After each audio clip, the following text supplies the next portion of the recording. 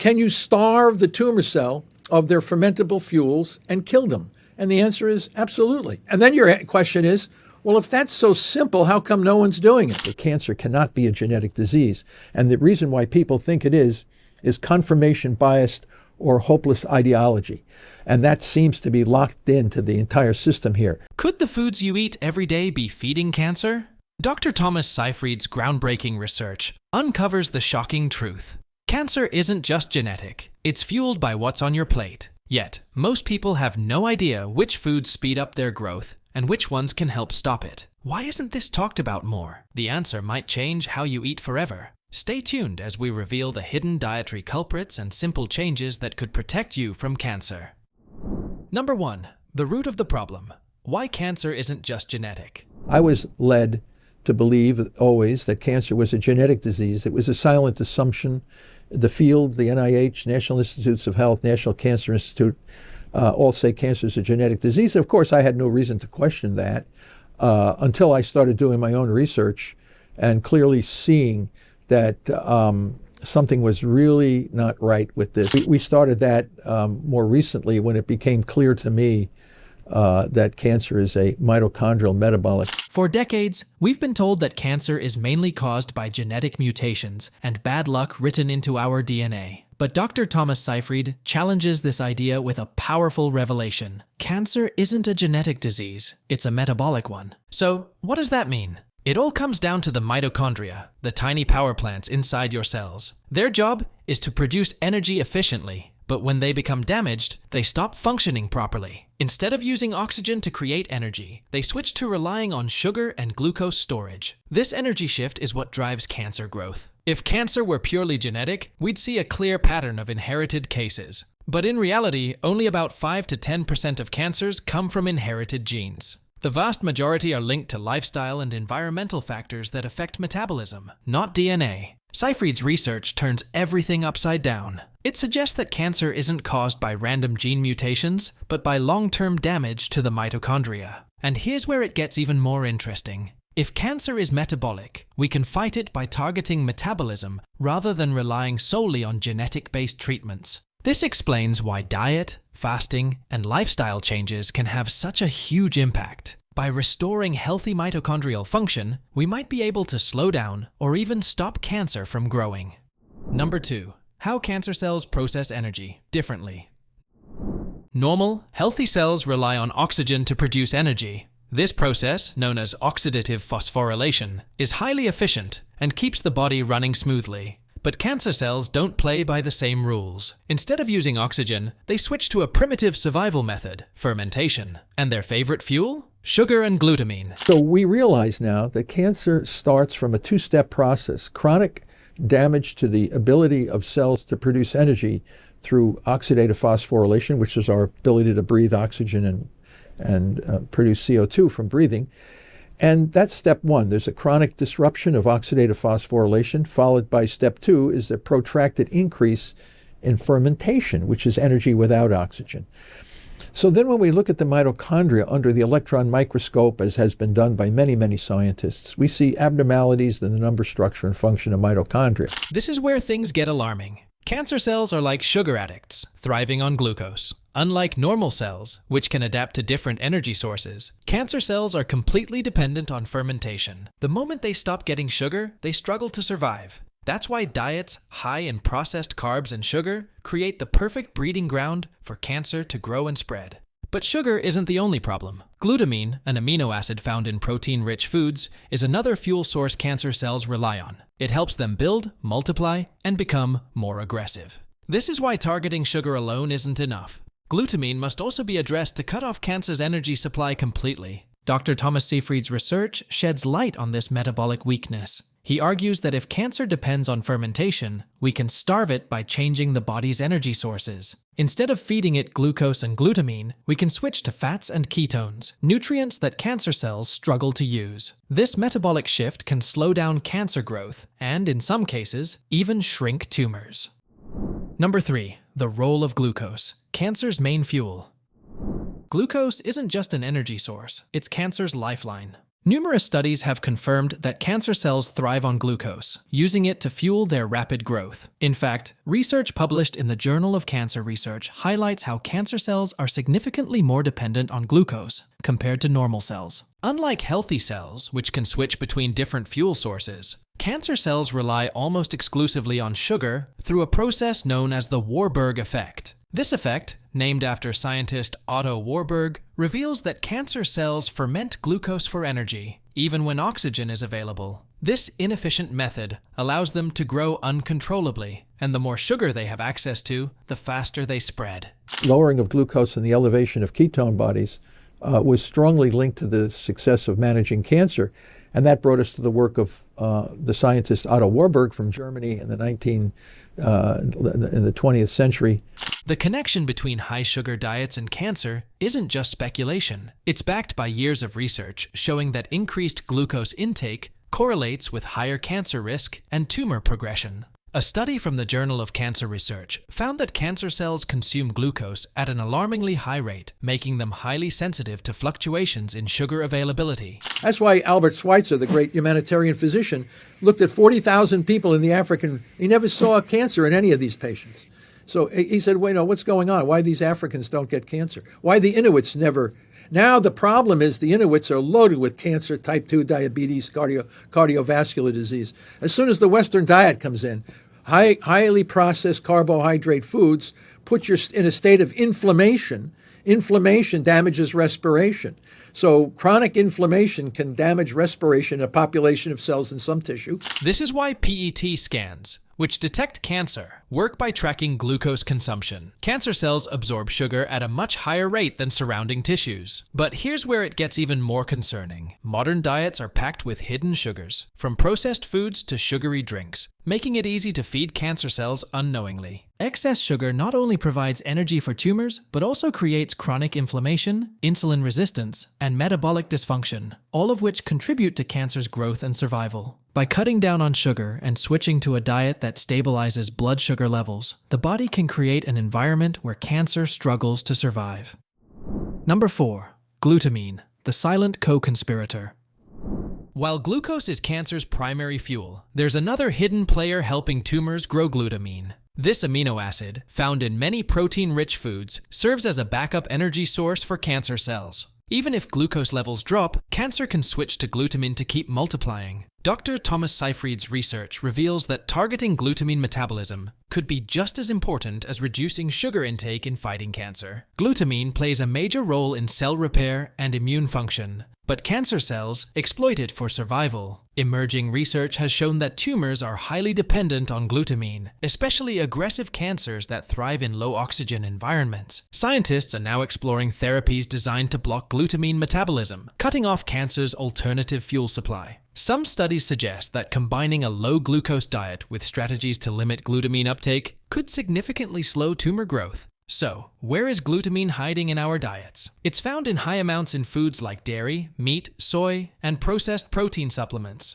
While these foods are generally healthy, excessive intake could unknowingly support cancer growth. For those looking to take control of their metabolic health, monitoring glutamine consumption, especially in processed and high-protein diets, could be a crucial step. To be honest with you, to target glutamine is a little bit more difficult than reducing glucose. You can reduce glucose by water-only fasting and diets that lower the glucose-ketone index. To kill the glutamine pathway, you need drugs, and we're using parasite drugs and a variety of other drugs that target the glutamine. Number 5. Why modern diets are fueling cancer's growth. The way we eat today is drastically different from how our ancestors ate, and cancer rates have skyrocketed alongside these changes. Processed foods, sugary drinks, and trans fats have taken over our diets, creating the perfect storm for disease. These modern food choices don't just lead to weight gain, they actively fuel cancer growth by feeding it with glucose, promoting inflammation, and damaging our cells at a metabolic level. Take sugary drinks, for example. A single can of soda floods the body with glucose, which cancer cells eagerly absorb. Add processed foods loaded with preservatives, additives, and artificial ingredients, and you're looking at a diet that weakens the body's natural defenses. Trans fats, found in fast food and packaged snacks, further contribute by increasing inflammation, which has been linked to the development of multiple cancers. Global cancer rates have surged in the last century, and much of it correlates with shifts in diet. According to health reports, countries that have adopted a Western-style diet, high in refined carbs, processed meats, and unhealthy fats, have seen a sharp rise in cancer cases. Meanwhile, populations that stick to whole, nutrient-dense foods experience significantly lower cancer rates. The evidence is clear. Our modern diet is a major culprit behind the cancer epidemic. Number 6. The power of ketogenic diets in fighting cancer.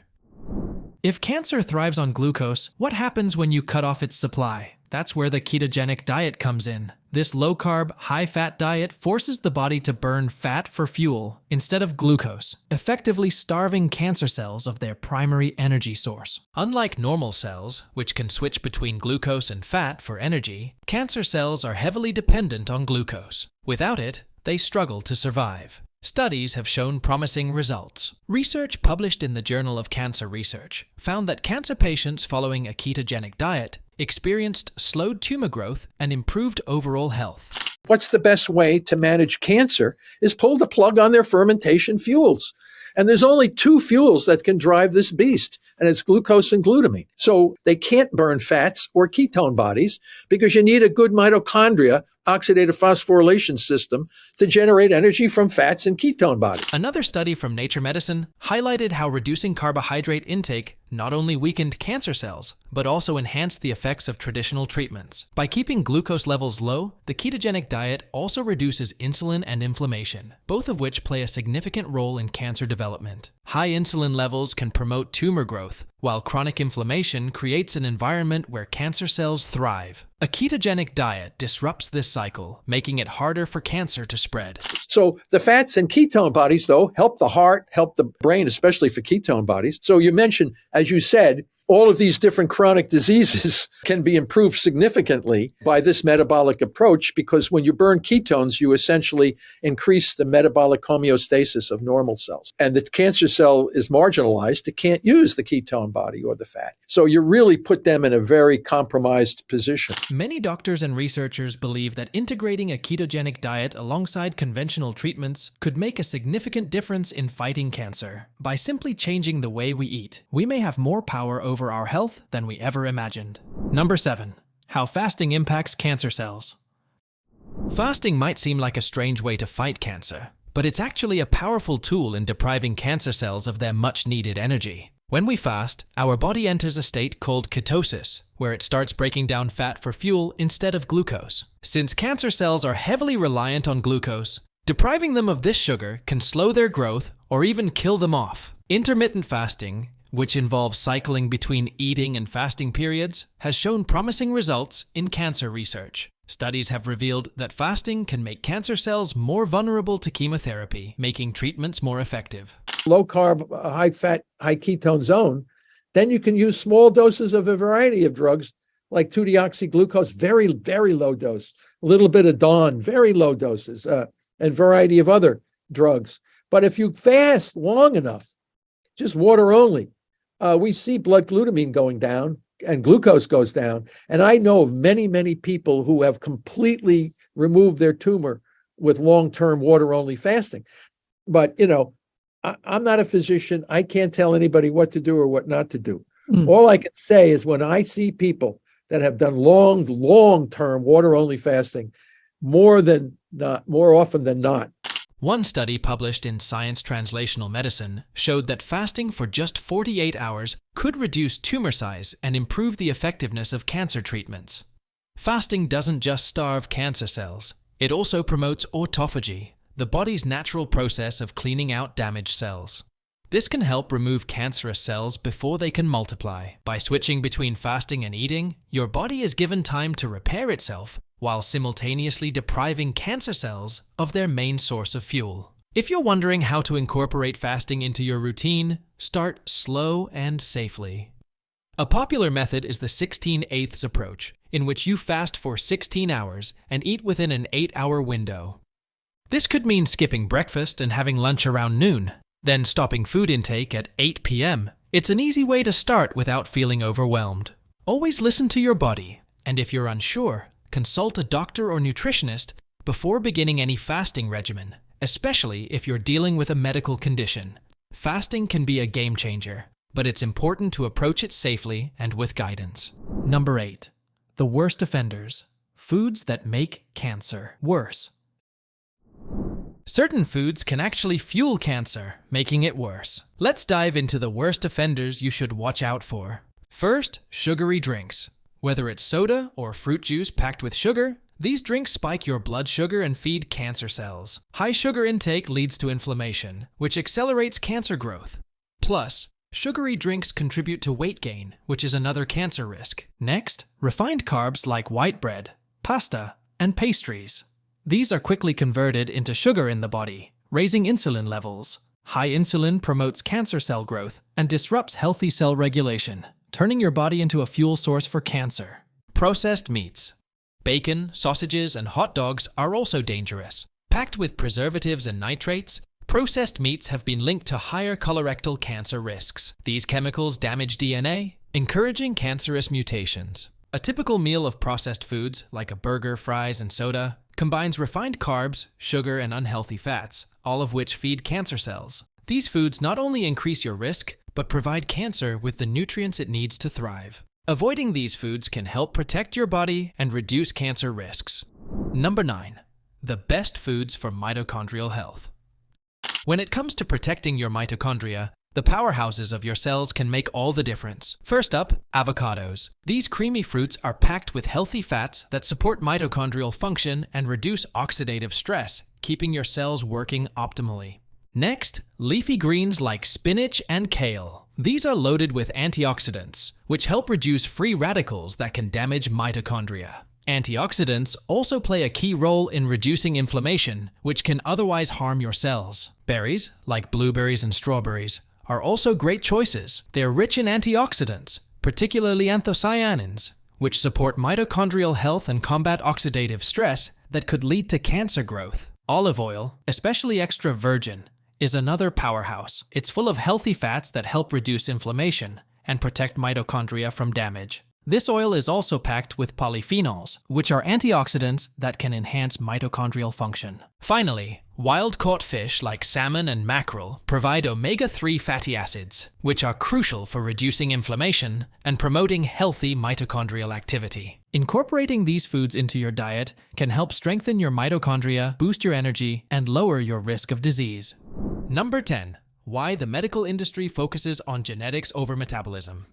The pharmaceutical industry has a huge stake in genetic therapies. Gene-based treatments can be incredibly expensive and generate massive profits. Big companies find it easier to create a drug that targets a specific gene mutation, market it to the masses, and charge a fortune. Unfortunately, this approach has taken priority, leaving promising alternatives on the sidelines. Seyfried points out that metabolic therapies, which focus on the body's energy processes, have been largely underfunded despite showing incredible promise in treating diseases like cancer. While genetic therapies grab the spotlight, research into metabolic treatments, such as those targeting mitochondrial function or altering diet, gets much less financial backing. So, here's the big question. Are profits standing in the way of breakthroughs?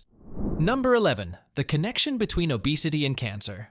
Obesity isn't just a weight issue. It's a major health risk that can trigger a cascade of problems, one of the most concerning being an increased risk of cancer. How? Well, excess fat in the body leads to chronic inflammation, which is a key player in the development of many diseases, including cancer. Inflammation can cause damage to cells, tissues, and organs, giving cancer cells the perfect environment to grow and spread. The CDC has linked obesity to 13 different types of cancer, including breast, colon, liver, and kidney cancers. The more weight you carry, the higher the risk becomes. In fact, studies show that people who are obese are at a significantly greater risk of developing these cancers compared to those with a healthy weight. This connection isn't just about looking good or fitting into your clothes. It's about your health. The more we understand the impact of obesity on cancer, the more we realize how essential it is to maintain a healthy lifestyle. Small changes, like eating better and moving more, can help reduce one's risk of cancer and improve overall health. This is a powerful reminder that our daily choices really matter. Number 12. How stress and poor sleep impact cancer growth. Chronic stress and poor sleep aren't just exhausting. They can fuel cancer growth in surprising ways. When you're stressed, your body releases cortisol, the stress hormone, which in high amounts can elevate glucose levels in your blood. This excess sugar can provide cancer cells with the energy they need to grow. Worse, disrupted sleep cycles can throw off your hormone balance, increasing stress and contributing to a cycle that harms your health. Managing cortisol levels is essential for preventing cancer. Keeping stress in check and ensuring you get enough quality sleep can significantly lower your risk. If your body isn't constantly in fight or flight mode, it won't constantly be supplying cancer cells with fuel. To reduce stress, try incorporating mindfulness practices into your daily routine. Deep breathing, meditation, and even a simple walk in nature can help lower your cortisol levels. Exercise is also a powerful stress buster, as it helps regulate hormones and boosts your mood. Prioritizing sleep is equally important for 7-9 hours of restful sleep each night. By managing stress and sleep, you take control of your body's health and work toward preventing cancer before it can take root. Number 13. Why isn't this common knowledge? A call for awareness. The reason why many people don't know about the metabolic origins of cancer is because outdated paradigms still dominate the medical field. For decades, the focus has been solely on genetic mutations as the main cause of cancer. This narrow perspective has delayed breakthroughs in treatment and prevention. Dr. Seyfried famously said, "The greatest tragedy in medicine is yet to be revealed," referring to how much we still don't understand about cancer and its true origins. If more research were focused on metabolic therapies instead of solely genetic ones, we might already be far ahead in the fight against cancer. Number 14. What you can do today to protect yourself. You don't have to wait for the medical community to catch up. By making a few simple changes, you can take control of your health today. Adopting a ketogenic diet, fasting strategically, reducing sugar intake, and eating whole foods can all help starve cancer cells and improve your overall well-being. Start by cutting back on sugary foods and incorporating more healthy fats, lean proteins, and vegetables into your meals. It's important to consult with your doctor before making drastic changes, especially if you have pre-existing conditions. Take the first step today. It's in your hands to protect your health and potentially prevent cancer before it ever begins. The power to change your life starts now. These insights reveal a powerful truth. We're not powerless against cancer. By understanding the impact of diet and metabolism, we can make choices to protect ourselves. The power to prevent cancer is in our hands. So, what will you do differently after learning this? Share your thoughts below. And don't forget to subscribe for more life-changing information.